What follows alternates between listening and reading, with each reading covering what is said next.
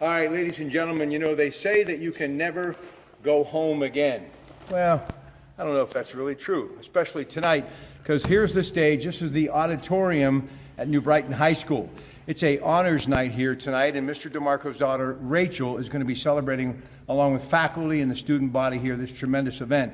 And all I can tell you, the last time I was in this school, it was the spring of 1975, and then I would have been a spectator as I am now at the Honor Society, because there is no way that would have ever happened to me.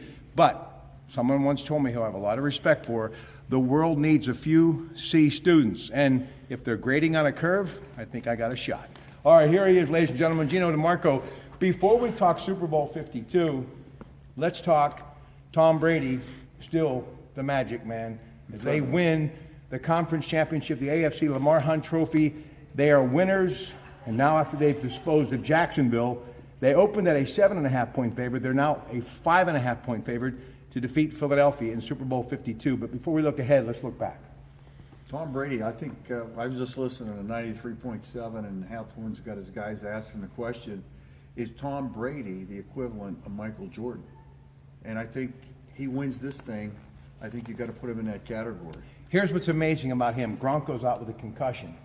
I think that's what happened to me years ago here, where I never could make the grade. But anyway, we didn't know how to spell concussion back there. That's why we never made it to a National Honor Society. Exactly, but I'm so proud of your daughter. But anyway, Gronk goes out to end the first half, and he found the way to reinvent the offense, and Amendola becomes his target. I mean, that's like David versus Goliath, but he still found a way to win. Oh, they find a way to win. And Amendola made 4 catches and a punt return. A little bit of mismanagement on the clock by the Jacksonville crew, and they just got one play short. You know, Stephen Colbert and those guys, they play in front of massive studio audiences on CBS every night. Look at my big audience. Show them, Jimmy. Go ahead and wave, ladies. I'll tell you, we pack them in here, don't we, folks? Anyway, we will be back at the Brighton Hot Dog Shop next week, and it will be just days away, and Greg Diolis is actually going to be heading to Minnesota, but I want to kind of finish a little bit with Bill Belichick, okay? Oh. A Super Bowl appearance for he and Brady. They're going after their 6th. How can you argue anything but just, this guy is incredible. You being a football coach, it'll never be duplicated. Oh, never. No, it will not be duplicated. I don't think you're going to have a coach, an owner, a quarterback like that. Again, not with free agency. Both his coordinators are splitting after this game. It's going to be interesting to see what happens with them. But make no mistake about it, he is going to be the greatest football coach in history in the NFL. Matt Patricia going to Detroit. Josh McDaniels going to Indianapolis. That'll be his second go-around as a head coach. Dion Lewis, the young man out of Pitt, goes 18 yards, gets the first down, seals the win, 90 seconds left. Congratulations to that young man. I watched that play 4 times. Their defensive end made some sort of adjustment with the motion. Right. He came inside. They were able to get hooked. That was the game. Yeah, I kind of feel strange I don't have a hall pass, because they never used to let me walk around this free back then, you know what I mean? Yeah. And let me just say to Miss Sigworth, wherever you may be, thank you for the passing grade. Yeah. Oh, chemistry. Yeah, I'd have never made it. You passed. Listen, Good for she you. used to say you can do extra credit. You know, at the end of the 6 weeks, I always began extra credit at the start of the 6 weeks because I knew I would need her help. But let me just say on behalf of Mr. Antonini, who used to be the guidance counselor here, I would not be where I'm at today.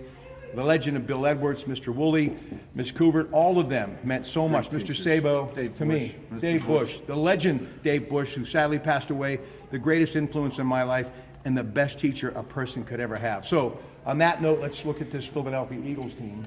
Carson Wentz, MVP-like numbers until he goes out with a torn ACL. And Nick Foles, who I wasn't betting on, has made me believe this guy has just done everything. Not perfect, he just hasn't made any mistakes. Oh, he lit it up the other night. He lit it up. The Eagles are back to where they were with Wentz. You know, a lot has to do with their offensive line. I mean, their left tackle's out, but Steph Wisniewski, who is a local product, whose dad coached with us on 2 different occasions, tremendous young man, is playing lights out at left guard. The Eagles have a shot.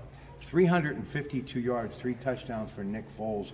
LeGarrette Blount, he was the guy that I thought would be the real deal in this game. But it turns out that Tom Donahoe and the brain trust of the Philadelphia Eagles said, you know, what about this Ajay guy from Miami?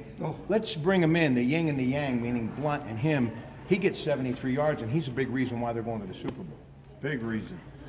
It's going to be a great game. I really do. I don't think it's going to be a blowout by the imagination. And, you know, I think the Eagles have a great football team. We'll just see. The issue becomes this. If Brady has the ball in the last series, we know how that's going to turn out. All right, let's talk about Super Bowl 52. Westwood One Radio, of course. I have to ask you this. You think about Philadelphia. Last time they were there, this is their third appearance in the Super Bowl. 04, they lost to New England. But let's go back to 1960, the last time they won a championship. They defeated Vince Lombardi's Green Bay Packers, and that's the only time a Lombardi postseason team has lost. There's a lot of tradition there, and I think Philadelphia is going to embrace that. And they have the greatest fans in the world who are going to make the trip, and they're going to ramp it up a little bit. So Patriot fans, and I think New England, and everyone who loves them worldwide, they're going to see a Philadelphia Eagles fan base that is starving for a win. Oh, they're crazy. I mean, they're great fans in Philadelphia. You know, and we got to root for them. And by the way, congratulations to a former Geneva College Golden Tornado by the name of Chris Hall, New Brighton graduate, went into the New Brighton Hall of Fame. Ricky Groves, quarterback, our senior season, my senior season. He too went in, and just proud of those guys as I am. The football mothers and everybody here at New Brighton, Coach Joe Grieco, absolutely love what they do. So as we say goodbye, I have to get home before dark. My car turns into a pumpkin. If the shoe fits, do you think that the Eagles have more than a chance to win this football game? And do they have a better defense than the Patriots, even though James Harrison is playing like a rookie? Oh, he's amazing. Amazing. I do. I think they'll have enough internal pressure to press Brady off that mark that he just does not want to. Yeah, I think it's going to be very close. I really do. So the 5.5 point spread. I don't know anything about it. I don't know how that stuff works. I really never get into that. Where's Dave Pascoe? I don't have no All idea. right, listen, I want to say thank you. Show the crowd one more time. It just amazes me how many people follow your Pratte pack. You know what I mean? All right, folks, that's it. I have to leave. Until we meet again, the greatest teachers, faculty in America, in a great small town, USA, Main Street America. It doesn't get any better. New Brighton, here at their high school, high on the hill in my hometown. Good night.